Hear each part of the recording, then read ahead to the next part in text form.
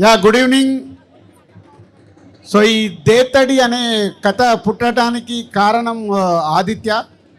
So ఎక్కడో హైదరాబాద్ నుంచి America వెళ్ళి అక్కడ ఎంఎస్ చేసి మళ్ళీ బ్యాండ్ వాళ్ళ గురించి ఒక కథ రాసి హైదరాబాద్ కల్చర్, హైదరాబాద్లో ఉండే ఫెస్టివల్స్ గురించి ఈ సినిమా ఒక బ్యాండ్ కొట్టుకునే కుర్రాడు గురించి తన లైఫ్లో చూసిన ఇన్సిడెంట్స్ అన్నిటినీ ఒక కథగా గన్ను అనే క్యారెక్టర్కి ఒక కథ రాయడము.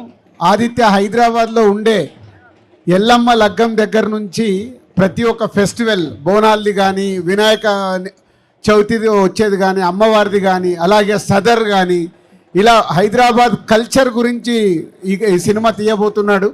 సో ఆల్మోస్ట్ ఒక 1 year నుంచి ఆశీష్ అండ్ ఆదిత్య అందరి బ్యాండోళ్ళ చుట్టూ తిరుగుతూ వాళ్ళ కథల్ని తెలుసుకుంటూ వాళ్ళ లైఫ్లో ఉండే ఇన్సిడెంట్స్ అన్నిటినీ పోగు చేసి ఒక దేతడి అనే కథ ఫైనల్గా రాశాడు.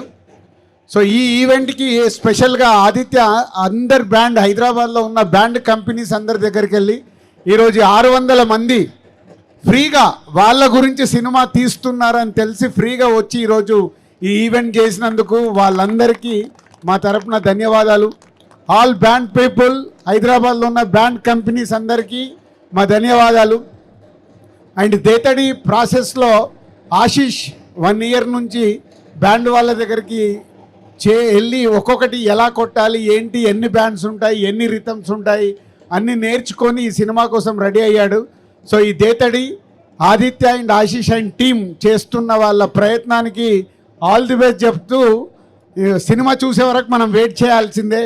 సో కథ ఆదిత్య అద్భుతంగా రాసుకున్నాడు. దానికి ప్రసన్న మా సంస్థలో ఆల్రెడీ సినిమా చూపిస్తామా, నేను లోకల్, హలో గురు, ప్రేమ కోసం ఇలాంటి సినిమాలకి రాశాడు Prasanna.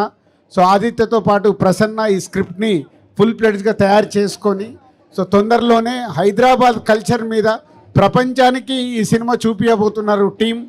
So all the best Aditya, Prasanna, Ashish and team అందరికీ.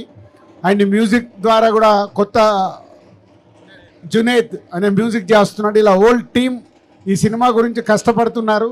సో అల్టిమేట్గా ప్రేక్షకులకు నచ్చేలాగా హైదరాబాద్ కల్చర్ని ప్రపంచానికి చూపించడానికి ప్రయత్నం చేస్తున్న వాళ్ళందరికీ all the best and congratulations.